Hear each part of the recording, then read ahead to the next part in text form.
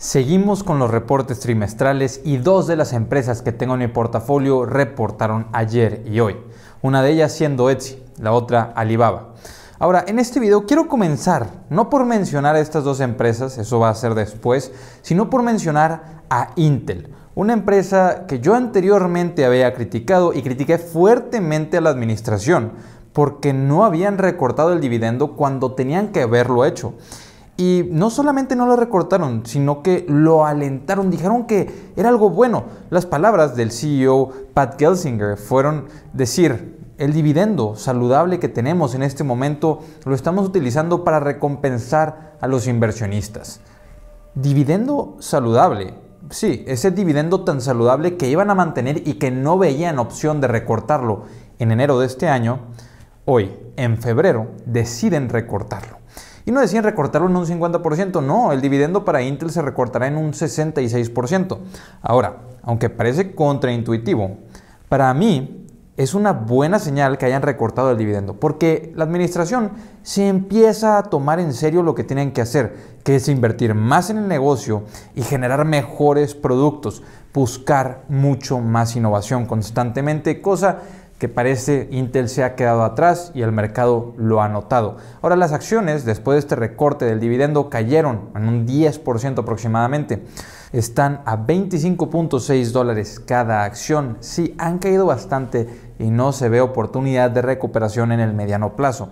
Por otra parte, sí está la evaluación algo barata, podríamos llamarlo de esta manera, ya que tienen un PER actual de 13, sí estás pagando 13 veces las utilidades de Intel. El problema es que no existe crecimiento y tampoco estamos viendo cuándo podría ser que retorne el crecimiento o que dejen de, en todo caso, deteriorarse los fundamentales para Intel. En estos momentos Intel está a $105.000 millones en capitalización de mercado. El valor total de la empresa se encuentra en $105.000 millones. Y muchos lo están viendo como una oportunidad value. Yo no podría decir que es una oportunidad value. De hecho, yo diría o pensaría que la única razón por la cual invertiría en Intel sería porque confío en un turnaround, en una remontada, en ese tipo de inversiones que mencionaba, por ejemplo, Peter Lynch, que decía que si querías invertir en una empresa en la cual estaban en un mal momento, era porque iban a empezar a cambiar las cosas, iban a empezar a demostrar o a hacer cambios en la empresa que le hicieran mucho más rentable, porque a largo plazo lo que importa son los flujos de efectivo que la empresa genere, las utilidades que la empresa genera. Si los fundamentales y el negocio en general se sigue deteriorando, cada vez va a generar menos y es un ciclo vicioso, lo cual podría destruir una empresa que sí, tienen deuda suficiente como para preocuparse y aún así decidían repartir dividendos. Entonces, pésima administración aún, y cuando el CEO compraba acciones para él mismo, compraba acciones de Intel demostrando que confiaba en la empresa. No es suficiente que confíes en la empresa, tienes que tomar las decisiones correctas. Están invirtiendo bastante en nuevas plantas, estoy de acuerdo, están invirtiendo en investigación y desarrollo, pero de manera errónea se apalancaron en lugar de haber decidido recortar el dividendo. Intel parece que comienza a darle la vuelta a esto, la administración empieza a abrir los ojos, pero para mí no es suficiente como para decir que llega a acercarse a una oportunidad, ni con la evaluación actual que está en un PER de 13, tendría que caer bastante más para que a mí me interese correr tanto riesgo con esta empresa. Ahora, pasemos a hablar de Etsy y después hablaremos de Alibaba. Etsy es una empresa que tengo en mi portafolio, que en realidad recorté una parte importante porque tuvo una sobrevaloración interesante en 2021. Yo la empecé a comprar en los $170 por acción, la compré hasta los $200 por acción y después llegó hasta los $290. Y ahí recorté una gran parte de mi posición, pero sigue siendo una de mis posiciones principales en el portafolio, que actualmente cotiza los $131. Lo increíble es que en menos de un año cayó de $290 a los $69 por acción. Sí, ya se ha recuperado un poco, $131 es casi el doble del punto más bajo, pero de igual manera eso no es un indicador de que esté barata. No porque haya estado en los $290 quiere decir que hoy a los $131 está barata. Habría que ver los fundamentales y habría que hablar acerca de su generación de flujos de efectivo. Y se los adelanto, Etsy es la empresa más cara que tengo en mi portafolio. Tiene un PER futuro de 35, algo bastante elevado. Y la única razón por la que decidí pagar tanto por esta empresa es porque estaba en crecimiento.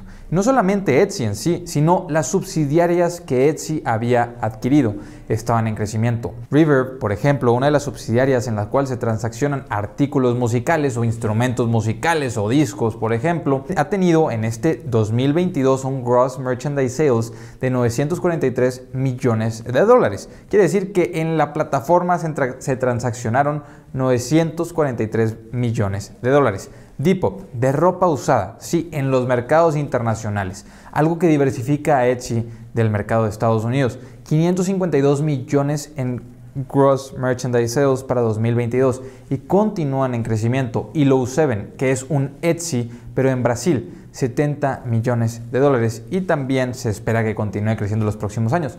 Ahora, el detalle por lo cual las utilidades de Etsy han caído o han visto una ligera contracción a comparación del margen anterior que tenían, es porque están teniendo pérdidas las subsidiarias. Estas empresas que compraron, que sí las compraron caras, ese fue un error, pero que ya lo dieron de baja de su balance general. Estas adquisiciones, estas subsidiarias siguen estando en etapas muy tempranas y siguen estando en crecimiento, por lo cual las tres generan pérdidas. Etsy decide invertir gran capital en estas empresas para que cuando sean rentables vayan a ayudar bastante a la generación de flujos de efectivo, y eso es algo que a mí me gusta bastante. No se detuvieron, siguen intentando crecer y siguen intentando diversificar el negocio en negocios adyacentes, no en temas nuevos que no conozcan, sino dentro de la misma industria, pero en diferentes segmentos. Y eso me sigue gustando bastante de Etsy y me deja creer que el crecimiento va a regresar para sus acciones. De hecho, superaron en expectativas de ingresos. Las ventas para Etsy fueron de 807.2 millones de dólares, un 12% de crecimiento a comparación del año pasado y a comparación de expectativas de 755 millones de dólares. Entonces superan expectativas considerablemente, un 12% de crecimiento año con año en ventas, en parte porque subieron la cantidad que cobran por cada transacción, sí subieron el porcentaje que cobran por transacción, pero además 35% de las utilidades de la plataforma de Etsy se generan por los anuncios, sí, por las personas que deciden anunciarse dentro de la plataforma de Etsy y fuera de Etsy, pero utilizando el servicio que Etsy ofrece. Entonces fue un trimestre bastante atractivo para Etsy. El tema que podríamos criticar fueron las utilidades por acción, que tuvieron 77 centavos de utilidades por acción a comparación de los 80 centavos que se esperaban. Una ligera falla en expectativas. ¿Y qué pasa con el total de volumen que se vendió o el Gross Merchandise Sales que hubo dentro de la plataforma de Etsy? Cayó en un 4% a comparación del año anterior, del mismo trimestre en el año anterior. Fueron 4,000 millones de dólares de Gross Merchandise Sales y en el cuarto trimestre tuvieron un EBITDA de 227 millones de dólares, algo también bastante positivo que también está en crecimiento. Ahora, en 2019, los ingresos por cada persona que Etsy tenía contratada estaban en los 800,000 dólares y a diferencia de muchas otras empresas, Etsy, a mi parecer, está muy bien administrada y la administración es una de las razones principales por las cuales tengo esta inversión o he decidido invertir en esta empresa y pagar el múltiplo al cual cotiza en estos momentos. Y sí, en 2022, a diferencia del 2029, Etsy está ingresando 1.4 millones de dólares por persona que tienen contratada. Un cambio de 800,000 dólares a 1.4 millones de dólares por persona contratada, mientras que el resto de las tecnológicas están reduciendo la cantidad de ingresos por persona contratada. Sí, aprovecharon el boom de ventas para contratar más gente. Etsy, en cambio, trató de aprovechar eso para mejorar su negocio y eso les ha estado dando frutos. Y sí, así aún caen el Gross Merchandise Sales, crecieron un poco más en ingresos provenientes del marketing digital. No solo eso, sino a comparación del 2020 también están gastando menos en publicidad. El año anterior gastaron un 28.1% de las ventas en publicidad o en marketing, mientras que en este año gastaron un 27.7% en marketing. Y ahora, habiendo visto los números, mi expectativa para Etsy es que el crecimiento retorne a la empresa y me podrán llamar algo optimista. El tema es que confío bastante en que el crecimiento continuará estando en sus subsidiarias y que además Etsy podrá aprovechar esto para volverse más rentable y comenzar a rentabilizar las subsidiarias. No tiene que crecer el negocio principal de Etsy en los Estados Unidos. pueden crecer en los mercados internacionales y lo pueden hacer por medio de las otras marcas que tienen, esas 3 marcas que hemos mencionado. Están posicionándose en el mercado latinoamericano. Veremos si funciona. Lo que yo tengo claro es que el equipo directivo de Etsy únicamente invierte en las oportunidades que demuestran ser rentables en el mediano plazo. Si demuestran esas oportunidades en las que están invirtiendo no ser rentables, Etsy corta esas inversiones, por lo cual si alguna de estas subsidiarias en realidad no valiese la pena de seguir invirtiendo dinero, estoy seguro que el equipo directivo tomaría la decisión correcta de dejar de destinar flujo de efectivo en una empresa que a final de cuentas no lo va a retornar en valor agregado para los próximos años. Eso es lo que me mantiene tranquilo. Veremos qué es lo que sucede con Etsy. Sí, yo pienso que las acciones en estos momentos siguen estando atractivas aún y con un PER de 35. Pero dado el PER de 35 que tienen y la deuda más elevada a comparación de la deuda que tenían hace un año por la adquisición de las subsidiarias, me tengo que mostrar un poco más cauteloso y tengo que decirlo, sí, el riesgo ha aumentado y Etsy no está más atractiva de lo que estaba hace un año porque no sabíamos que el negocio se iba a deteriorar tanto. Por otra parte, la sigo considerando como una de las inversiones atractivas en mi portafolio. Veremos qué sucede. Ojalá Etsy tenga la capacidad de bajar ese múltiplo de valoración gracias a que crezcan los flujos de efectivo o que crezcan las utilidades y no a que haya una compresión de múltiplos, porque eso sería bastante malo para las acciones.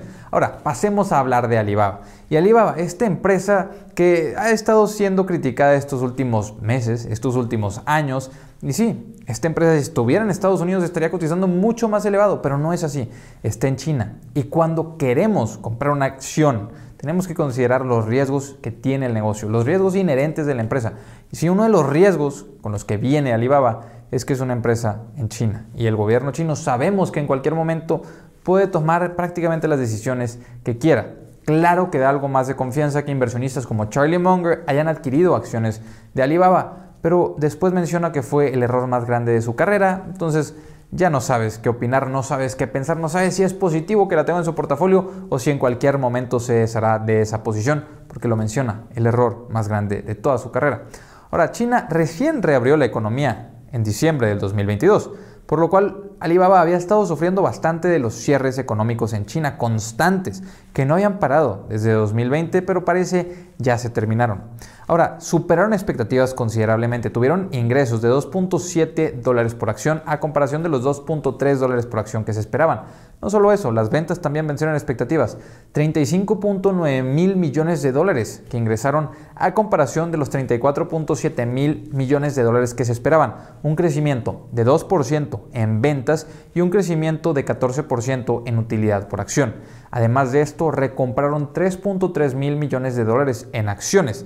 Están recomprando fuertemente las acciones que están en los 90, aproximadamente $95 por acción.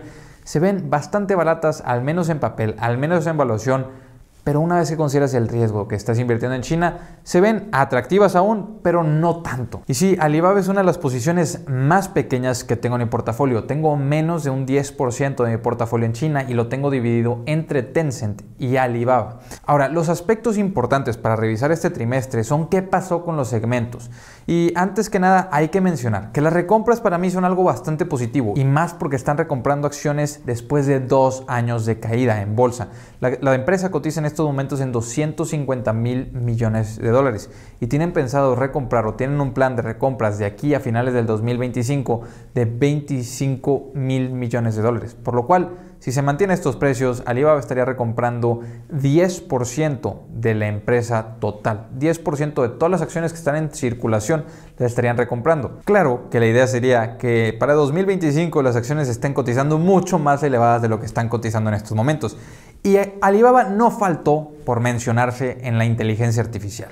Pero dijeron, no nada más vamos a hacer un chatbot por incluir un chatbot, así como lo han estado haciendo otras empresas. Nosotros, la inteligencia artificial, la usaremos o incluiremos un chatbot de inteligencia artificial para apoyar el consumo de la empresa, para apoyar y mejorar las experiencias de los consumidores y así generar valor y que eso se vea reflejado en los beneficios que Alibaba obtiene. Entonces, pasemos a los segmentos. La nube, que es uno de los segmentos más importantes para todas estas gigantes empresas tecnológicas como lo son Microsoft, Google, Amazon y bueno, también en China, Alibaba y Tencent. Alibaba ingresó 2.85 mil millones de dólares provenientes de la nube, lo cual equivale a un aproximado 8% de los ingresos que tiene la empresa.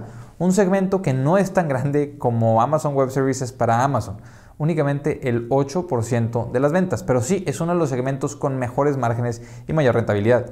Tiene un pequeño gran problema, y es que la nube en Estados Unidos se ha estado desacelerando, pero en China prácticamente dejó de crecer, está creciendo por debajo de la inflación. Alibaba únicamente aumentó sus ingresos de nube en un 3% a comparación del año anterior, únicamente un 3% en uno de los segmentos que más expectativas se tenía. Pasando a ver los otros segmentos, que es lo más importante, el e-commerce en China decreció en un 1% en ingresos. Ahora, la venta internacional, el e-commerce internacional, aumentó en un 18% a comparación del año anterior. Si pasamos a hablar de la logística creció en un 27% a comparación del año anterior. Sí, están reabriendo la economía, pero hay que considerar que la logística prácticamente tiene cero margen. Es un negocio que no es rentable en estos momentos y no esperan que sea rentable en los próximos trimestres. Es un negocio de márgenes sumamente bajos que están desplegando, así como Amazon también lo está haciendo, y para Amazon también ha estado generando algo de pérdidas. Claro que para Amazon es un poco más complicado analizarlo porque no te separan el segmento de logística, sino te separan el resto de segmentos, ventas de Amazon, ventas internacional, suscripciones, etcétera, etcétera. Pero Alibaba sí nos desglosa este ingreso. Otro de los segmentos que se vio muy afectado fue el segmento de creación y distribución de contenido digital y de entretenimiento, que cayó en ingresos en un 6% a comparación del año pasado. Entonces, si vemos los números de Alibaba, el segmento internacional fue lo más positivo del reporte. La nube no fue nada positiva. El e-commerce nacional en China sí tuvo una contracción de un 1% a comparación del año anterior. Y la logística, aunque un 27% de crecimiento, pues eso como inversionistas es positivo de ver por lo que están creciendo, pero en cuestión a los números, no es un segmento que tenga márgenes, no es un segmento que genere ganancias, por lo cual la generación de valor de ese segmento no está clara. Claro que tener un segmento de logística, de poder entregar más rápido que los competidores a tus consumidores, es un atractivo y un valor intangible que, al menos para los próximos trimestres, no podremos cuantificar. En mi opinión, y también viene algo positiva. Sí, mencioné mi opinión de Intel, que fue bastante negativa, mi opinión de Etsy, que es bastante optimista, y la de Alibaba, que también está en mi portafolio, que también es bastante optimista. La economía en China apenas continúa reabriéndose. Hemos visto que el turismo apenas está regresando. China apenas se está reactivando. A comparación del resto de países, ellos están iniciando con esta reactivación. Veremos qué es lo que sucede, pero segmento por segmento podría yo pensar que los próximos trimestres serán positivos para la nube en China, para Alibaba y para Tencent, ya que no hay muchos competidores. Huawei, Alibaba, Tencent, son pocas las empresas que tienen dominio en el mercado de nube en China. Además de esto, el e-commerce en China, sí, los competidores están presionando mucho el e-commerce, pero lo que más afectó fue la cadena de suministros y la economía, que en estos momentos ha estado complicada. Pero es exactamente eso lo que me deja pensar que el e-commerce en China va a retomar crecimiento, ligero, pero retomará crecimiento. Y la nube en China, que parece haberse frenado por completo, creo que va una vez más a retomar también crecimiento. Todo lo de inteligencia artificial y eso que se mencione, para mí lo están utilizando la mayoría de las empresas como marketing, para satisfacer inversionistas, para hablar de manera positiva. Y hasta que no vea cómo se va a rentabilizar eso, no es algo que me interese mucho. Además de que el mercado internacional para Alibaba ha continuado teniendo crecimiento. Y es mi expectativa que lo continúe teniendo los próximos trimestres y los próximos años. Inversionistas, invertir en China no es para todos. Tener inversiones en las empresas de China tiene sus riesgos. Y cada quien decide si es algo que vale la pena para ustedes mismos o si es algo que en realidad no necesitas porque puedes encontrar mejores oportunidades en el exterior. Yo decido mantener estas posiciones porque las valuaciones en China para mí son bastante atractivas. Tencent y Alibaba cotizan como si jamás volvieran a tener crecimiento. Sí, eso es por el riesgo en China, pero una vez que retorne el crecimiento, los inversionistas probablemente volverán a ser optimistas. Y no solamente habrá una expansión gracias a las utilidades de la empresa, gracias a la generación de flujos de efectivo, sino a una expansión en múltiplo por el crecimiento que la empresa está generando y el optimismo que tendría el inversor internacional por sobre las empresas en China, que están beneficiándose de una economía que se había estancado, que se había frenado, pero que retomará crecimiento para los próximos años. Entonces, es decisión de cada quien. Yo estoy aquí para compartir mis opiniones. Puedo estar completamente equivocado, pero hasta aquí les dejo este video. Les dejo el grupo de Facebook, el Instagram, el Twitter, por si me quieren seguir. Nos vemos a la próxima. Hasta luego.